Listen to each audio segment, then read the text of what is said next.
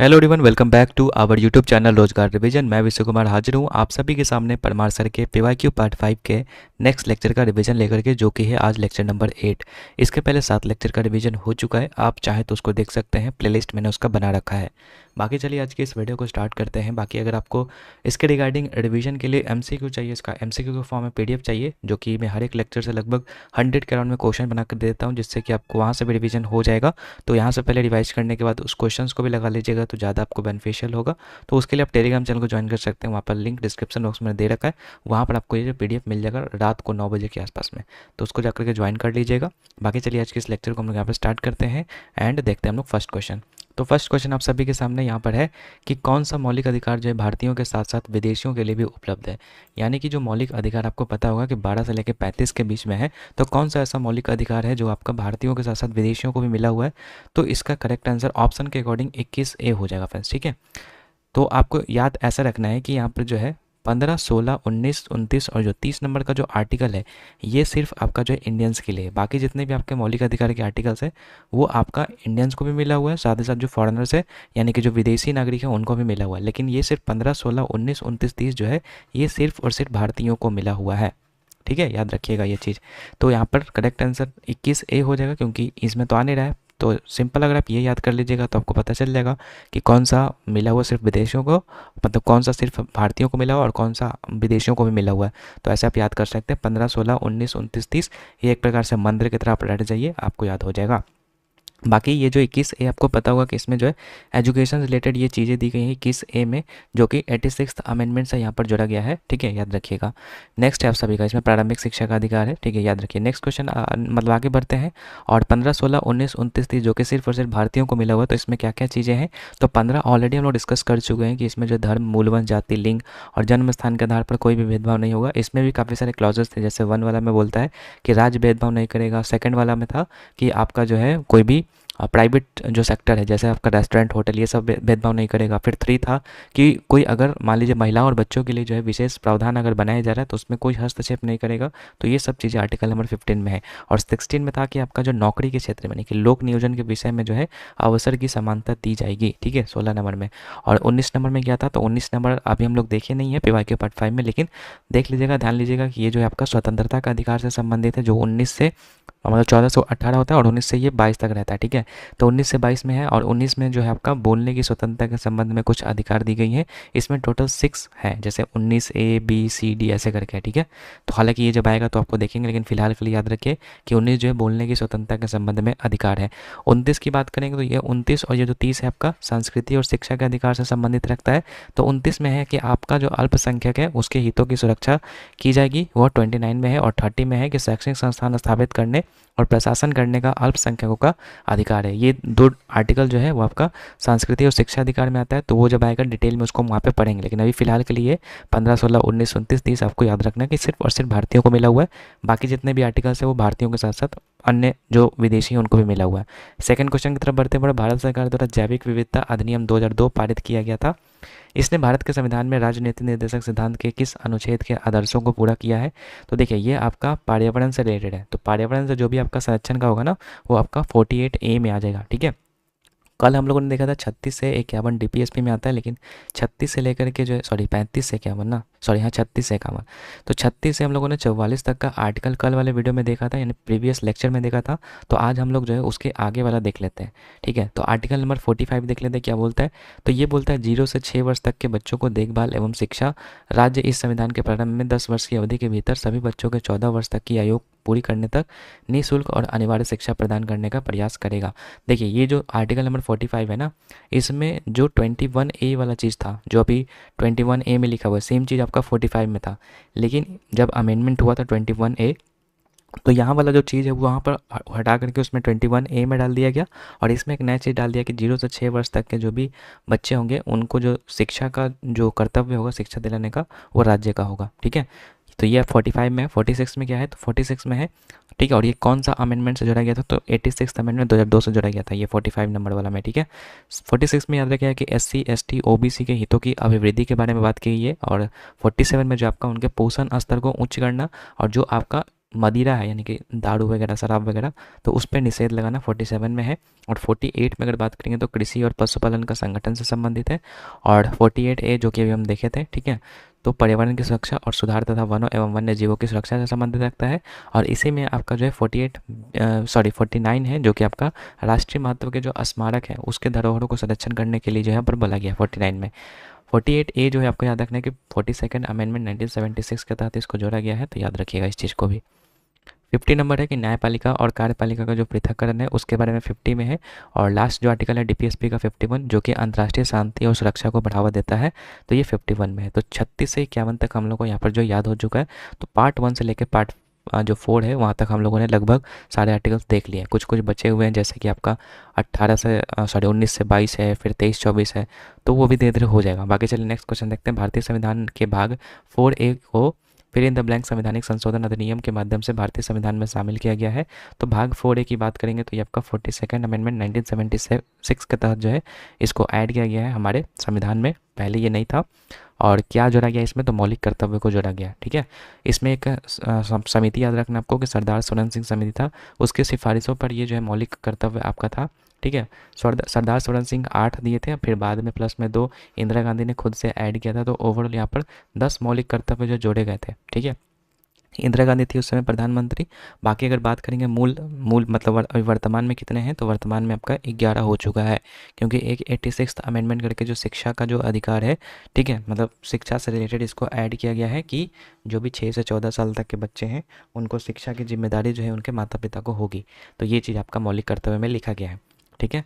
मूल संविधान में नहीं थे मौलिक कर्तव्य, इन्हें 42वें संविधान संशोधन के तहत जोड़ा गया है और अभी भाग 4 क और अनुच्छेद 51A में है, ठीक है। बाकी 51A के में आपका जो है 86वें संविधान संशोधन 2002 को द्वारा जोड़ा गया है। और 11 मौलिक कर्तव्य कौन कौन से है याद रखिएगा। पहला है आपका कि जो भी आपका प्रत्येक नागरिक का यह कर्तव्य होगा कि संविधान का पालन करेगा और उसके आदर्शों संस्थाओं राष्ट्रध्वज और राष्ट्रगान का आदर करेगा।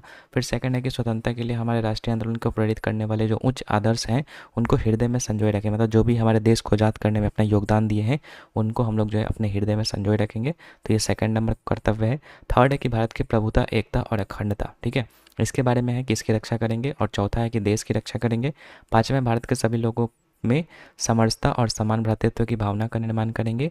छठा है हमारी सामाजिक संस्कृति की गौरवशाली परंपरा का महत्व समझेंगे और उसका परीक्षण करेंगे। सातवां आपका प्राकृतिक पर्यावरण की रक्षा और उसका संवर्धन करेंगे, मतलब उसका बचाव करेंगे।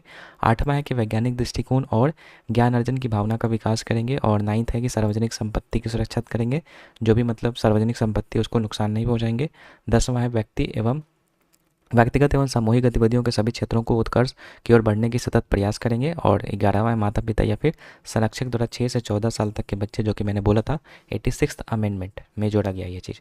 तो टोटल 11 मौलिक कर्तव्य जो कि आपको 11 वो याद होना चाहिए कि किसमें क्या है, ठीक है। नेक्स्ट है कौन सी गर्म धारा है, तो गर्म जल धारा पूछेगा, तो यहाँ पर जो है ऑप्शन के अकॉर्डिंग गल्फ स्ट्रीम है। अभी हम देख लेंगे कि कौन कौन सा गर्म है कौन कौन सा ठंडा है।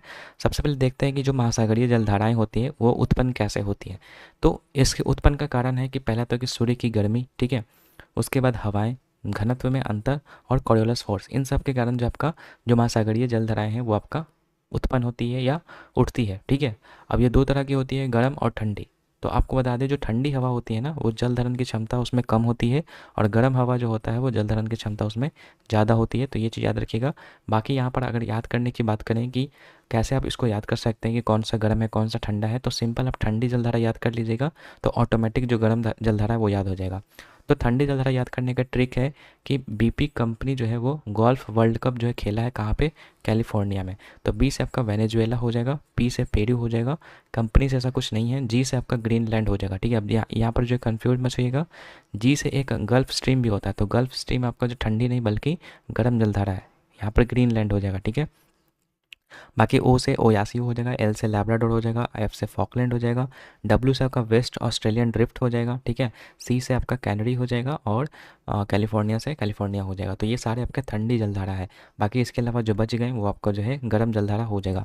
तो बाकी वहाँ पर जो पूछा था गर्म धारा, तो वो आपका गल्फ स्ट्रीम हो जाएगा। ऑप्शन के अकॉर्डिंग आप एलिमिनेट कर लीजिएगा जब यहाँ पर जो है ये सब आपको याद रहेगा। तो बीपी कंपनी ने गोल्फ वर्ल्ड कप खेला कहाँ पे, कैलिफोर्निया में, ये एक ट्रिक है, याद कर लीजिएगा इसको। बाकी अगर हम बात करते हैं कि जो ठंडी जलधारा होती है वो और जो गर्म जलधारा होती है दोनों जहाँ पर मिलते हैं वहाँ पर बेस्ट फिशिंग जोन बनता है। और अगर बात करते हैं ये जो ठंडी जलधारा होती है ना, वो कहाँ से निकलती है, तो ये आपका इक्वेटर से निकलती है, सॉरी पोल्स से निकलती है और इक्वेटर्स की तरफ बहती है। ठीक है, मतलब ये पोल्स हो गया तो इधर से निकलेगा। ज़्यादातर ये जो है आपको नीचे से देखने को मिलता है, मतलब नीचे से ही ज़्यादातर जाती है। ठीक है, और ये इक्वेटर के पास रहती है, मतलब ज़्यादातर ये वेस्टर्न वाले हिस्से में आपको देखने को मिलता है। और जहाँ पर भी ठंडी महासागरीय जलधारा होती है ना, वहाँ पर आपको डेफिनेटली आपको रेगिस्तान देखने को मिलेगा। ठीक है, जैसे अगर बात करेंगे नॉर्थ अमेरिका में यहाँ पर दो है। ठीक है, उसके बाद यहाँ पर भी है, मतलब अफ्रीका वाला में भी है, सहारा है। ठीक है, तो जहाँ जहाँ पर भी आपको ठंडी महासागरीय जलधारा देखने को मिलेगी वहाँ पर आपको रेगिस्तान भी देखने को मिलेगी। बाकी ये तो मैंने बता दिया ना कि ठंडी जलधारा और गर्म जलधारा जहाँ पर मिलता है तो वहाँ पर बेस्ट फिशिंग जोन बनता है। लेकिन वो जो शिप है, ठीक है, शिप चलाने के लिए जो है वो अनुकूल नहीं होता, क्योंकि वहाँ पर जो है पूरा फॉगी हो जाता है। ठीक है, इस कारण से जो है वहाँ पर ये सही नहीं होता, लेकिन वहाँ पर फिशिंग जोन बढ़िया होता है। नेक्स्ट क्वेश्चन है, भारत के कुल क्षेत्रफल के लगभग 40% भाग पर किस प्रकार की मिट्टी पाई जाती है, तो आंसर हो जाएगा जलोढ़ मिट्टी। अब ये दो प्रकार का होता है, एक होता है खादर, एक होता है बांगर। तो जो खादर होता है वो आपका नवीनतम मिट्टी होता है और बांगर होता है जो पुराना मिट्टी होता है। तो बात करें अगर खादर की, तो ये आपका यहाँ पर अधिकता होता है इसमें पोटास की, और इसमें कमी होता है किस चीज़ की, तो फास्फोरस और ह्यूमस की, जो कि जैविक पदार्थ होता है, तो इसकी कमी होती है। ठीक है, बाकी अगर हम बात करते हैं ICAR, जो कि एक इसका हेडक्वार्टर कहाँ पर है, नई दिल्ली में है। इसका फुल फॉर्म होता है इंडियन एग्रीकल्चरल रिसर्च इंस्टीट्यूट। तो ये आपका मिट्टी के 8 भागों में बांटा गया है। ठीक है, इसके अंतर्गत ठीक है भारतीय मिट्टी में किस चीज़ की कमी होती है, तो खास करके नाइट्रोजन, फास्फोरस और ह्यूमस की कमी होती है। ठीक है, भारतीय मिट्टी में। बाकी ये जो 8 भागों में बांटा गया है, कौन कौन से 8 हैं, तो आप देख लीजिए। ऊपर से आपको 4 कम से कम याद रहना चाहिए, जलोढ़, लाल, काली और लेटराइट, क्योंकि सबसे ज़्यादा आपका जलोढ़ मिट्टी पाया जाता है 40%, लाल मिट्टी 18% पाया जाता है, काली मिट्टी 15% और लेटराइट मिट्टी आपका 4.3%। इसके अलावा मरुस्थलीय मिट्टी, पर्वतीय मिट्टी, दलदली मिट्टी या फिर क्षारीय मिट्टी भी आपको पाया जाता है। ठीक है, लेकिन ऊपर के 4 का आपका डिस्ट्रीब्यूशन भी याद रखना है कि किसका कितना डिस्ट्रीब्यूशन है। आगे अगर हम बात करते हैं जलोढ़ मिट्टी के बारे में, तो 40% जो है पूरा हम लोग को पाया जाता है भारत में, सबसे ज़्यादा यही पाया जाता है। और अगर बात करेंगे तो अधिक उपजाऊ मृदा होता है ये। ठीक है, कहाँ कहाँ पर देखने को मिलेगा, तो उत्तरी मैदानी हिस्से और साथ ही साथ जो प्रायद्वीपीय नदियों का जो डेल्टा है वहाँ पर आपको देखने को मिलेगा, यूपी, बिहार, वेस्ट बंगाल, पंजाब वाले हिस्से में। और इसमें पोटास की अधिकता होती है और फास्फोरस की कमी होती है। नदियों द्वारा लाए गए अवशेषों से इसका निर्माण होता है। दो प्रकार का होता है, खादर और बांगर। तो खादर जो होता है वो नई जलोढ़ होती है और बांगर जो होता है पुरानी होती है। तो जो नई जलोढ़ होती है वो अधिक उपजाऊ होती है और ये जो पुराना वाला कम उपजाऊ होता है।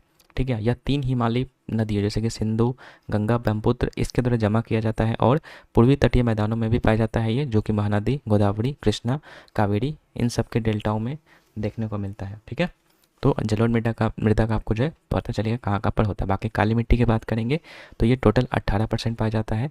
ये लावा के अपक्षय से निर्मित मिट्टी होता है, मतलब लावा जो फूटता है तो ठंडा होने के बाद जो चट्टान बनता है, और चट्टान जब टूटता फूटता है तो आपका काली मिट्टी यहाँ पर बनती है। और इसमें जो है आपका अधिकता होता है किस चीज़ का, तो लाइम, आयरन और एलुमिना का यहाँ पर जो अधिकता होती है। और ये ज़्यादातर आपको प्रायद्वीपीय पठार के उत्तर पश्चिमी भाग में आपको देखने को मिलती है, जैसे महाराष्ट्र वाला हिस्सा में, गुजरात वाला हिस्सा में। ठीक है, इसको रेगुर मिट्टी के नाम से भी जानते हैं। जल धारण करने की सर्वाधिक क्षमता इसमें होती है, यानी कि मतलब अत्यंत महीन यानी कि चिकनी सामग्री से ये बनी होती है, इसलिए यहाँ पर जो है अधिक जल को ग्रहण करती है, मतलब सोखती है। बाकी बहुत जल्दी चिपचिपी हो जाती है और सूखने पर इसमें दरारें पड़ जाती है। इसी गुण के कारण काली मिट्टी को स्वतः जुताई वाली मिट्टी भी कहा जाता है। ठीक है, इसे काली कपास मिट्टी कहते हैं, क्योंकि इसमें जो है कपास की खेती की जाती है। और कपास की खेती के लिए आपको पता होना चाहिए कि 210 फ्रॉस्ट फ्री डेज यहाँ पर चाहिए, तब जाकर के कपास की अच्छी खेती होगी। बाकी अगर बात करेंगे तो इसमें किस चीज़ की कमी होती है, तो ह्यूमस की कमी होती है, नाइट्रोजन और फास्फोरस की कमी होती है। तो दो मिट्टी हम लोगों ने देख लिया, जलोढ़ मिट्टी और काली मिट्टी, तो दोनों आपको अच्छे से याद कर लेना। बाकी नेक्स्ट है 6 नंबर, बोला कौन सा राष्ट्रीय उद्यान पूर्वी हिमालयी उप क्षेत्र में सबसे बड़ा संरक्षित क्षेत्र है।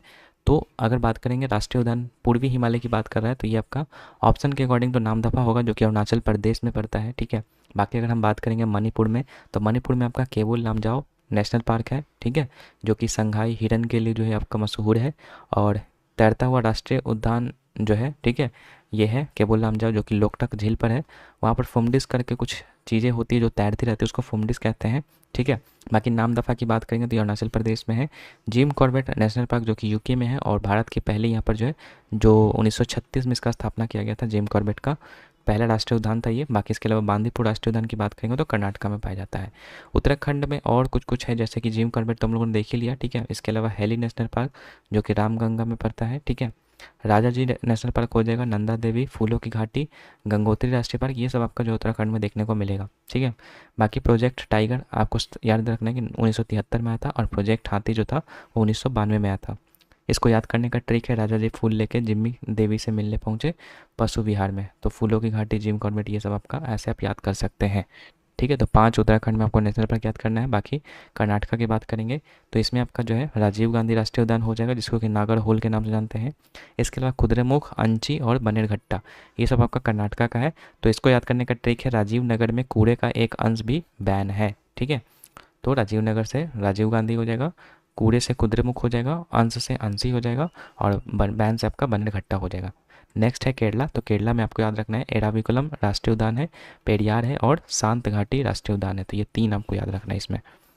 नेक्स्ट क्वेश्चन है, मौर्य शासकों में से कौन जो है पहला था जिसने शिलालेख के माध्यम से धम्म के विचार और अभ्यास के संबंध में अपने विषयों को संदेश देने की कोशिश की? तो ये आपका अशोक थे। ठीक है, बाकी अशोक अशोक बता दिए आपके मौर्य डायनेस्टी से संबंधित रखते थे। ठीक है, मौर्य वंश के जो अंतिम शासक बृहदस थे, ठीक है, जो कि सेनापति पुष्यमित्र शुंग द्वारा इनकी मृत्यु कर दी जाती है, और उसके बाद फिर शुंग वंश की स्थापना होती है मौर्य वंश के बाद। ठीक है, बाकी अशोक के बारे में याद रखिएगा कि ये जो है बिंदुसार के पुत्र थे, वही बिंदुसार जो कि चंद्रगुप्त के पुत्र थे, मतलब चंद्रगुप्त के पुत्र बिंदुसार और बिंदुसार के पुत्र अशोक। तो अशोक उनके बाद आए थे। ठीक है, सर्वाधिक क्षेत्र पर इनका शासन था। चंद्रगुप्त मौर्य के समय जो है उड़ीसा को भी यहाँ पर कब्जा कर लिया गया था कलिंग युद्ध करके। ठीक है, बाकी कुल 12 वर्ष इन्होंने शासन किया था अशोक ने। और राज्याभिषेक की बात करेंगे तो जो 9वें साल में ही इनको जो है यहाँ पर अशोक के मतलब राज्याभिषेक किया गया था, जो कि 261 BC में कलिंग युद्ध किया था और उसको जीता था। हालांकि इनकी तरफ से कोई और लीड कर रहा था, ये खुद नहीं थे, याद रखिएगा। बाकी ऐसा बोला जाता है कि जो अशोक है अपने 99 भाइयों को मार करके जो है गद्दी पर बैठे थे। ठीक है, लेकिन आप खुद सोचो कि 99 भाई को कैसे मार सकते हैं जब वो 8 साल की उम्र में थे। तो कुछ लोग बोलते हैं, लेकिन ये कंफर्म अभी मतलब है नहीं, लेकिन फिर भी बुक में जो चीज़ें लिखी गई आपको यहाँ पर याद रखना है। नेक्स्ट है, कलिंग युद्ध के बाद हृदय परिवर्तित हो गया था यहाँ पर अशोक का। पहले वो बेड़ी घोष को मतलब मानते थे, यानी कि युद्ध नीति से जो है जितना मानते थे, लेकिन तब जब हृदय परिवर्तित हुआ उनका तो फिर धम्म घोष को मानने लगे, यानी कि प्यार से जितना, इसका मतलब होता है धम्म का घोष। ठीक है, तो प्यार से जितना, तो यहीं से आपका जो हृदय परिवर्तन हो जाता है अशोक का। बाकी अशोक के शिलालेख की बात करेंगे तो 2 तरह का होता है इनका, एक तो शिलालेख होता है, एक स्तंभ लेख होता है। तो शिलालेख भी 2 तरह का था इनका, एक मुख्य शिलालेख और एक था लघु शिलालेख। तो जो मुख्य शिलालेख था उसमें 14 टोटल मेजर शिलालेख थे और 15 आपका लघु शिलालेख था। 14 शिलालेख का मतलब ये था कि 14 लाइन लिखी गई थी, ना कि उसमें 14 चट्टानें थी। ठीक है, अब बाकी जो अभिलेखे थे उसको जो है पहली बार पढ़ा था किसने, क्योंकि मतलब अलग लैंग्वेज में उसको लिखा गया था, तो उसको जेम्स प्रिंसेप करके था एक, उसने यहाँ पर जो है डिकोड किया था। ठीक है, याद रखिएगा। बाकी ये जो 14 शिलालेख आपको दिया गया है, जिसमें कि आपको सारा याद नहीं करना है। एक तो कि पहला आपको याद करना है, पहला में क्या है कि इसमें पशु बलि की निंदा की गई, मतलब पशुओं की हत्या पर जो है मतलब उसकी निंदा की गई है, पहला आपको याद रखना है। इसके अलावा जो चौथा आपको याद रखना है कि इस अभिलेख में भेड़ी घोष की जगह जो धम्म घोष, जो कि ऊपर हम लोगों ने देखा भेड़ी घोष और धम्म घोष का मतलब क्या होता है, तो उसके बारे में डिस्कस है चौथा में। फिर इसके अलावा एक छठा याद रखिएगा कि इसमें आत्मनियंत्रण की शिक्षा दी गई थी। और छठा के बाद आपको याद रखना है, इसमें एक याद रखना है आपको कौन सा, 13वां याद रखना है, क्योंकि इसमें कलिंग युद्ध के बारे में वर्णन है, कि इसमें कलिंग युद्ध का वर्णन एवं अशोक के हृदय परिवर्तन की बात कही गई है। इसी में पड़ोसी राजाओं का वर्णन है। और एक 14वां भी याद रखिएगा कि अशोक ने जनता को धार्मिक जीवन बिताने के लिए प्रेरित किया था। तो ये आपको याद रखना है, कुछ कुछ मेजर है, हालांकि आप एक बार सारा देख लीजिएगा। ठीक है, तो आपको सही रहेगा। बाकी 8 क्वेश्चन देखते हैं। बोल रहे हैं कण्व वंश को किस वंश ने हराया था? तो कण्व वंश की अगर हम बात करते हैं फ्रेंड्स यहाँ पर, तो इसको हराया था सातवाहन वंश ने, जो कि आपका पहली शताब्दी में आया था। तो सातवाहन वंश ने आपका जो कण्व वंश के मतलब हराया था। बाकी कण्व वंश की अगर हम बात करेंगे तो इसके संस्थापक कौन थे? तो वासुदेव कण्वा थे। ठीक है, अगर बात करेंगे तो इनको जो सुंग भ्रता के नाम से जानते थे, इसका मतलब होता था सुंग के नौकर। ठीक है, तो सुंग वंश के बाद ही आपका कण्व वंश आए थे, फिर उसके बाद आपका जो है सातवाहन वंश आया था। तो ये आपको थोड़ा सा इस तरीके से आपको याद रखना है कि किस तरीके से कौन सा वंश आया था। बाकी सुंग वंश की अगर बात करेंगे तो मौर्य वंश के अंतिम शासक बृहदत्त को प्रमुख सेनापति पुष्यमित्र शुंग ने यहाँ पर जो है मारकर शुंग वंश की नींव रखी थी। मतलब देखिए, पहले तो मौर्य वंश आपको याद रखना है। ठीक है, मौर्य वंश के बाद आपको क्या याद रखना है? शुंग वंश, फिर कण्व वंश और फिर सातवाहन वंश। तो ये आपको धीरे धीरे पैटर्न समझ में आ रहा होगा कि पहले कौन वंश था, फिर उसके बाद कौन सा वंश आया। बाकी टाइम पीरियड याद करना है तो शुंग वंश का टाइम पीरियड था 1875 से लेकर 73 BC के बीच में। बाकी कण्व वंश की अगर बात करेंगे तो वासुदेव कण्वा ने इसकी स्थापना किया था, लेकिन राजधानी की बात करेंगे तो पाटलिपुत्र था इनका राजधानी। 73 बीसी से लेकर 78 बीसी तक ये टाइम पीरियड था। बाकी सातवाहन के बारे में याद रखिएगा कि ये 60 बीसी से लेकर 225 एडी तक रहे थे, जिनका कैपिटल जो है वो प्रतिष्ठान या पैठान था। ठीक है, सातवाहनों ने ब्राह्मणों और जो बौद्ध भिक्षु थे, ठीक है, उनको भूमि दान करने की प्रथा शुरू की थी सातवाहनों ने ही, और इन्हीं ने ही शीशे के सिक्के चलवाए थे। और इनके जो संस्थापक थे सातवाहन वंश के, वो आपके सीमुख थे। बाकी इसमें जो सबसे महान शासक में से एक थे जो कि थे गौतमीपुत्र सतकर्णी, जो कि 106 से लेकर 130 एडी के बीच में थे। ठीक है, और इसके बारे में कहाँ से पता चलता है, तो एक नासिक इंस्क्रिप्शन है, नासिक का अभिलेख है, उससे हमको पता चलता है ये इनके बारे में। ठीक है, सातवाहनों के बारे में। बाकी शक शासक छत्र नापान को हराया था गौतमीपुत्र सतकर्णी ने। मध्य एशिया से ये भारत आए थे शक। ठीक है, शक के बारे में याद रखिए कि जो है मध्य एशिया से भारत आए थे। बाकी सातवाहन वंश अपने आप को ब्राह्मण बताते थे, और जो पुराण है उसमें इनको आंध्राज के नाम से जाना जाता है। जो सातवाहन है उनको आंध्राज के नाम से जाना जाता है। ठीक है, तो सातवाहन वंश के बारे में इतना आपको याद रखना है। नेक्स्ट क्वेश्चन है 9 नंबर, विजयनगर के किस राजा ने यवन साम्राज्य के संस्थापक की उपाधि धारण की? तो ये कृष्णदेव राय हो जाएंगे। ठीक है, कृष्णदेव राय को आंध्र भोज की भी उपाधि मिल रखी थी। और इनका जो दो पुस्तक था कृष्णदेव राय की, एक था आपका आमुक्त माल्यदा जो कि तेलुगु भाषा में था, और दूसरा जम्बावती कल्याणम जो कि आपका संस्कृत लैंग्वेज में था। तो दो बुक आपको याद रखना है केडीआर के बारे में। ये आपका तुलु वंश से बिलोंग करते थे। बाकी अगर बात करेंगे सदाशिव राय की, तो ये आपका तालीकोटा के युद्ध से संबंध रखते थे, जिसको कि राक्षस तांगरी भी कहते हैं। और यही राक्षस तांगरी जिसमें कि आप जो आपका तुलु वंश था वो लगभग ख़त्म हो गया। फिर उसके बाद थोड़ा बहुत अराबिडु वंश था, लेकिन उतना ज़्यादा प्रोमिनेंट नहीं था। तो ज़्यादातर माना जाता है कि जो तालीकोटा का जो युद्ध हुआ था आपका, ठीक है, उसी से आपका जो विजयनगर अम्पायर जो है वो लगभग एकदम ख़त्म होने के कगार पर था। ठीक है, बाकी इसके अलावा सार्वजनिक सत्यधर्म एंड गुलामगिरी की बात करेंगे तो ये ज्योतिबा फुले के द्वारा है लिखा गया। बाकी अगर हम बात करते हैं यहाँ पर कि जो कृष्णदेव राय जो थे, उन्होंने अपनी माता के नाम पर नागलपुरम टैंक बनवाया था, और एक फोर्ट बनवाया था भटकल में पोर्तुगीज़ के लिए। ठीक है, मतलब उसको अलाउ किया था कि फोर्ट अब बना सकते हैं, पुर्तगालों को ये अलाउ कर दिया था। ठीक है, भटकल में। बाकी नेक्स्ट क्वेश्चन देखते हैं। बोला किस पेशवा ने ईस्ट इंडिया कंपनी के साथ बसीन की संधि पर हस्ताक्षर किया था? तो ये हो जाएगा आपका बाजीराव सेकंड। ठीक है, जो रघुनाथ राव के बेटे थे। तो बाजीराव सेकंड ने यहाँ पर जो है बेसिन की संधि की थी अंग्रेजों के साथ, जो कि 1802 में था। और यही मेन रीज़न था आपका कि यहाँ पर जो है दूसरा आंग्ल मैसूर युद्ध होता है 1803 से 1805 के बीच में। ठीक है, जिसमें अंग्रेज क्या हो जाते हैं, जीत जाते हैं। क्योंकि बाजीराव सेकंड क्या थे, वो मतलब चाहते थे कि वो क्या बने, पेशवा बने। ठीक है, तो पेशवा बनाने के लिए लेकिन कोई तैयार नहीं था बाजीराव सेकंड को, तो वो जाकर के अंग्रेज़ों से हाथ मिला लिए। ठीक है, ये सब स्टोरी आपने पढ़ा होगा, तो अभी रिवीजन है तो उसमें ज़्यादा डिस्कस नहीं करेंगे। बाकी ये तो हो गया। बाकी प्रथम आंग्ल मराठा युद्ध की बात करेंगे तो ये इनके पिता बाजीराव सेकंड के जो पिता थे रघुनाथ राव, उनके कारण यहाँ पर जो है हुआ था। ठीक है, लेकिन उस समय नाना फडणवीस जो थे वो रघुनाथ राव को पेशवा बनने नहीं देना चाहते थे। ठीक है, तो इस कारण से रघुनाथ राव वहाँ पर जाकर के मतलब अंग्रेज़ों से हाथ मिला लेते हैं, और फिर वो छल कपट करके फिर मतलब यहाँ पर जो है युद्ध होता है। लेकिन जो नाना फडणवीस थे उनके नेतृत्व में जो है मराठा उस समय जीत जाते हैं। पहला मराठा जो आंग्ल मराठा युद्ध हुआ था तो वो जीत जाते हैं। ठीक है, और इसके फलस्वरूप आपका बड़गांव की संधि होती है, सालबाई की संधि होती है 1782 में, और पुरंदर की संधि होती है 1776 ईस्वी में। ठीक है, हालांकि ये पुरंदर की संधि जो पहले ही हुई थी, युद्ध के पहले ही हुई थी, लेकिन याद रखिएगा पुरंदर की संधि एक हुई थी 1775 ईस्वी में। एक आपका 1665 ईस्वी में भी पुरंदर की संधि हुई थी, जो कि छत्रपति शिवाजी और जो जय सिंह थे उसके बीच में हुआ था। तो वो भी चीज़ याद रखिएगा यहाँ पे।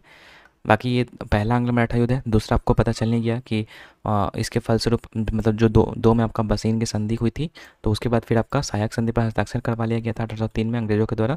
ठीक है, बाजीराव द्वितीय जो थे वो मराठा युद्ध हार गए। ठीक है, और संधियाँ इसके फलस्वरूप क्या क्या हुई, तो राजघाट की संधि हुई और देवगांव की संधि हुई। राजघाट की संधि होलकर के साथ और देवगांव की संधि भोसले के साथ हुई थी। ठीक है, नेक्स्ट है तीसरा आंग्ल मराठा युद्ध। बोल रहा है पिंडारी युद्ध के नाम से भी इसको जाना जाता है, और पिंडारी लूटपाट कर रहे थे और मराठा का हिस्सा था, तो वे अंग्रेज़ों को भी लूट रहे थे। ठीक है, ब्रिटिश ने आक्रमण कर दिया था, तभी पिंडारी जो लूटपाट कर रहे थे ना, तो ये मराठा के एक प्रकार से मित्र के तौर पे थे। ठीक है, पिंडारी जो थे, लेकिन ये अंग्रेज़ों को लूट रहे थे, तो ब्रिटिश ने यहाँ पर जो है आक्रमण कर दिया यहाँ पर पिंडारियों पे। ठीक है, मराठों ने अंग्रेज़ों को विरुद्ध युद्ध किया था यहाँ पर, याद रखिएगा, और ये जो आपका निर्णायक युद्ध था आपका। इसके बाद से जो आपका मराठा साम्राज्य था लगभग यहाँ पर जो है ख़त्म हो गया था। ठीक है, और इसमें बाजीराव सेकंड को जो है कैद करके बिठूर भेज दिया गया था। इसके अलावा याद रखिएगा कि जो 1818 में मराठा साम्राज्य समाप्त हो जाता है, बाजीराव सेकंड को बिठूर भेज दिया जाता है। 1775 ईस्वी में ईस्ट इंडिया कंपनी जो राघोवा थे यानी कि रघुनाथ राव जो थे, ठीक है, उनके बीच में यहाँ पर संधि होता है। 1776 में पुरंदर की संधि होता है और 1782 में सालबाई की संधि होती है। बालाजी विश्वनाथ के पुत्र कौन थे? तो बाजीराव प्रथम थे। ठीक है, बाजीराव सेकंड की बात करेंगे तो क्या थे? रघुनाथ राव के थे।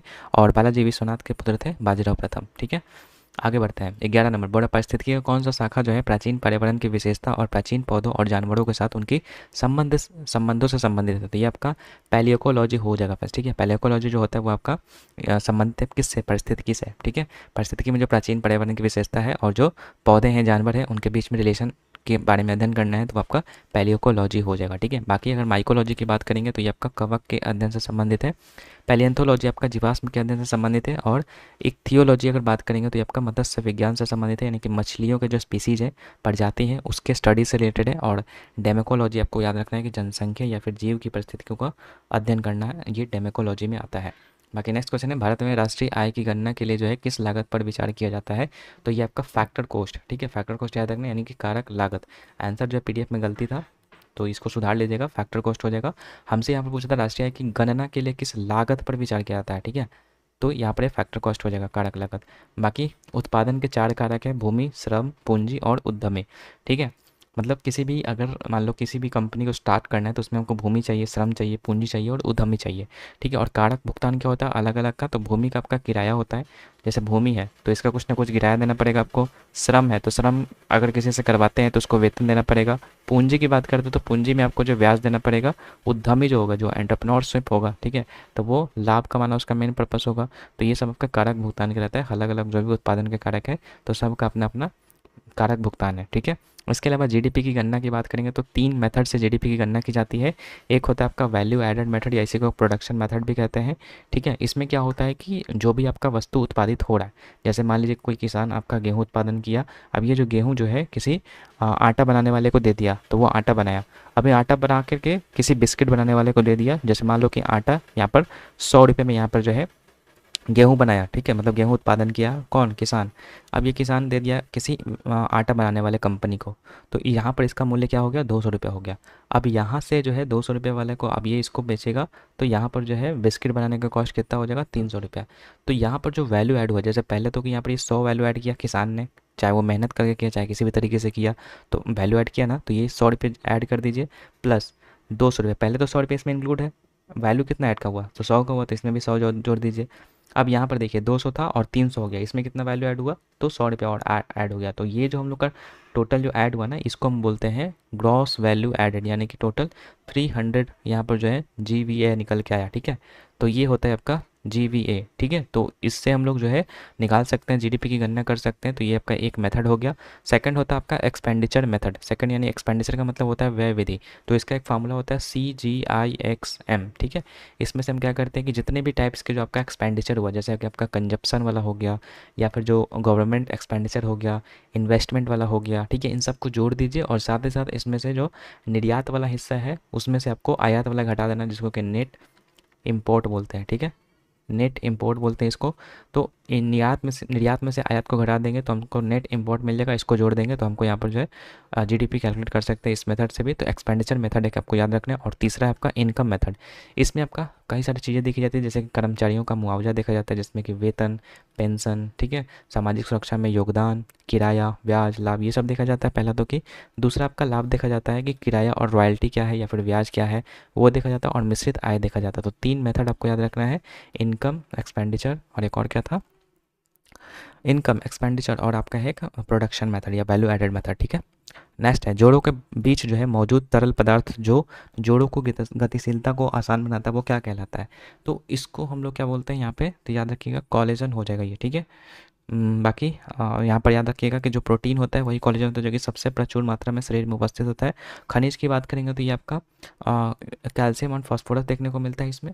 हड्डियों की कोशिका की बात करेंगे तो हड्डियों में कोशिका जो आपका ऑस्टियोब्लास्ट और ऑस्टियोसाइट्स देखने को मिलता है। और अगर हम बात करेंगे कंट्रा और लिगामेंट, तो हम लोगों ने कल ही इस चीज़ को देखा था कि जो टेंडन्स होता है ना, वो आपका मसल को बोन से जोड़ता है। ठीक है, और ये सीमित लचीलापन होता है, मतलब उतना ज़्यादा लचीलापन नहीं होता है, मतलब कुछ ही हिस्सा को हम मोड़ पाते हैं, जैसे कि जो आपका क्या कह सकते हैं, मसल और बोन्स को ये ऐड करता है। ठीक है, तो ये ज़्यादा मतलब घुमावदार नहीं होता है। ठीक है, लेकिन मजबूत बहुत ज़्यादा होता है और रेशेदार ये उत्तक होता है, मांसपेशी की को हड्डी से जोड़ता है, ये हम लोगों ने देखा था।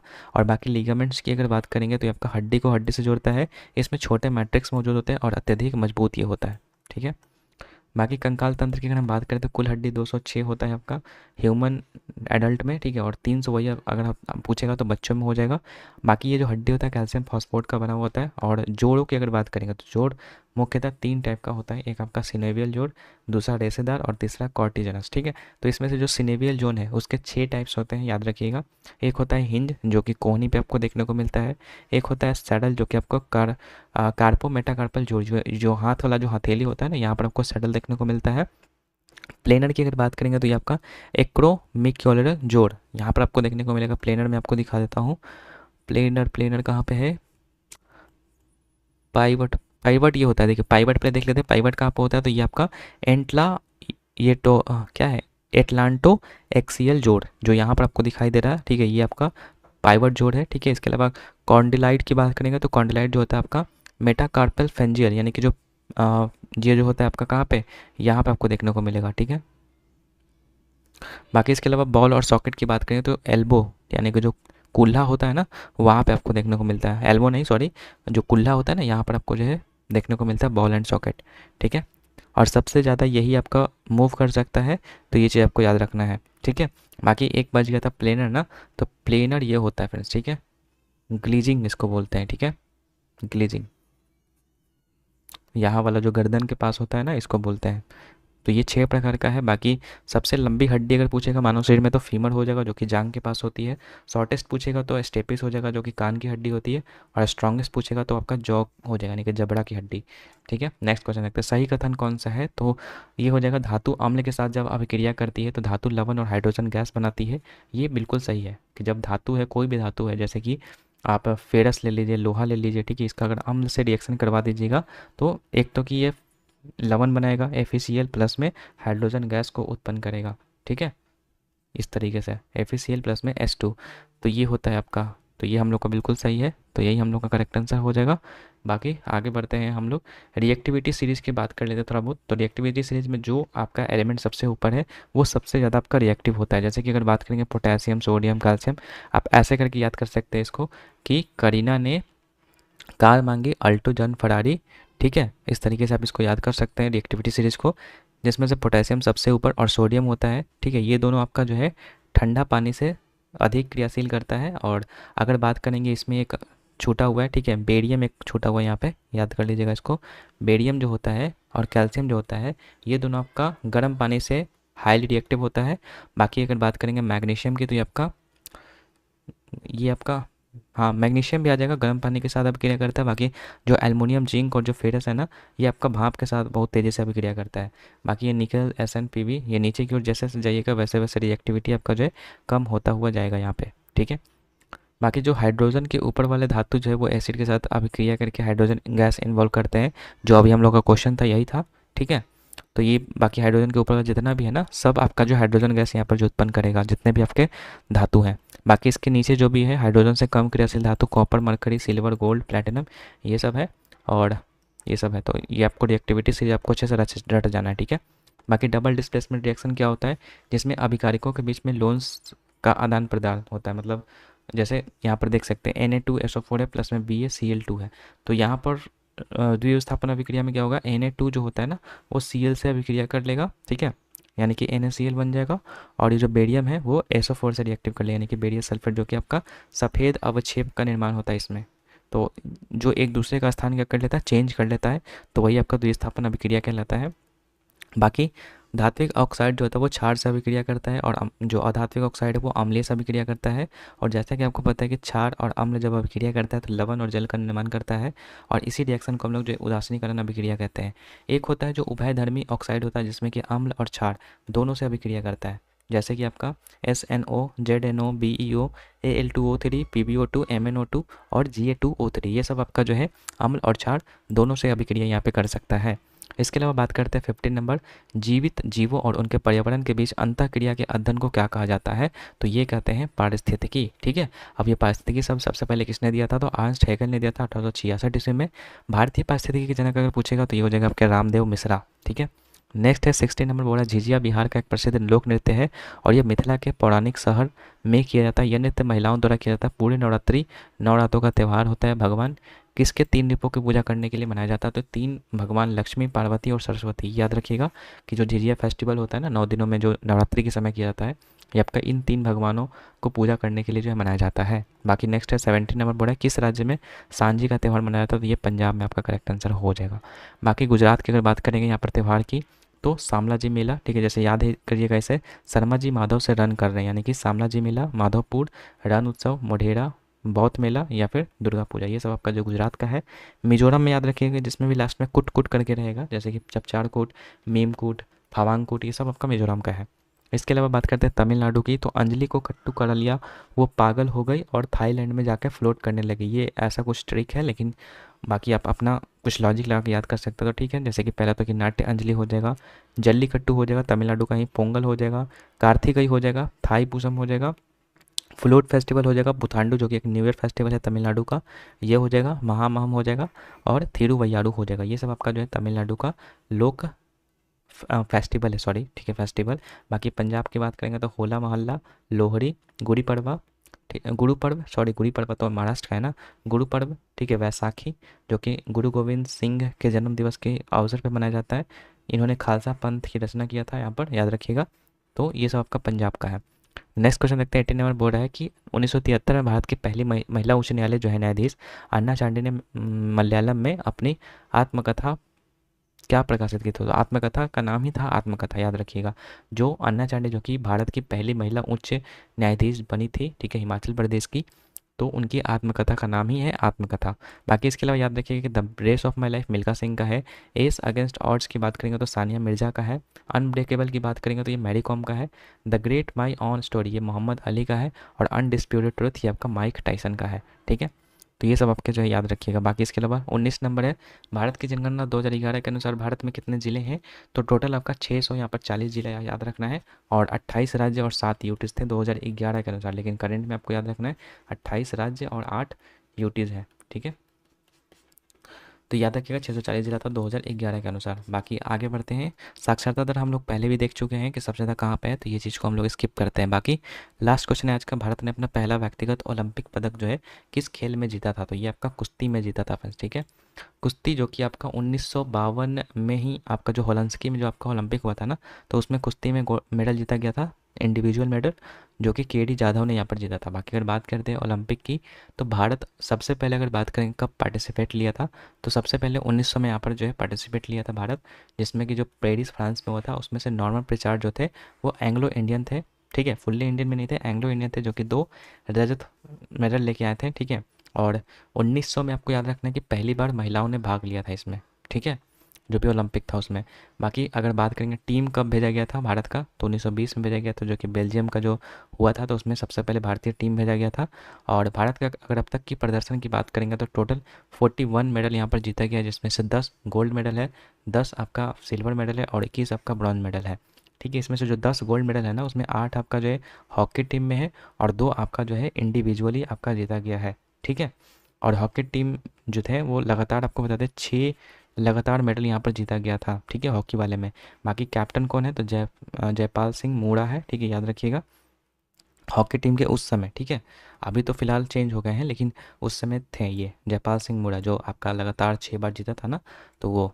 बाकी अगर बात करते हैं यहाँ पे हम लोग व्यक्तिगत की, तो व्यक्तिगत में 2 आपका मेडल है। पहला तो क्या अभिनव बिंद्रा ने यहाँ पर जीता था, जो कि शूटिंग में था, 10 मीटर एयर राइफल शूटिंग, और बीजिंग में तो जो 8 में हुआ था उसमें जीते थे। और एक और जो नीरज चोपड़ा ने जीता था 2020 में टोक्यो ओलंपिक में, पहले भारतीय थे, ठीक है, ट्रैक एंड फील्ड एथलीट जिसने स्वर्ण पदक जीता था। रिकॉर्ड उन्होंने किया था 87.58 मीटर का भाला फेंक करके, ठीक है। बाकी 7 अगस्त को हम लोग उसी दिन से जावलिन थ्रो दिवस के रूप में भी मनाया जाता है। बाकी पहला व्यक्तिगत पदक की बात करेंगे तो के डी जाधव, जो कि हमको बता दिया, कांस्य पदक जीता था उन्होंने कुश्ती करके, ठीक है, 1952 हेलेंस्की में। बाकी अगर महिला वाला पूछेगा तो महिला वाला 2000 में सिडनी जो ओलंपिक हुआ था, कर्णम मल्लेश्वरी ने जीता था वेट लिफ्टिंग में, ठीक है, 54 के जी जो वेट लिफ्टिंग था उसमें, और भारत के पहला ओलंपिक विजेता यही थी। इसके अलावा 1996 में याद रखिएगा लिएंडर पेस जो थे वो कांस्य पदक जीते थे टेनिस में।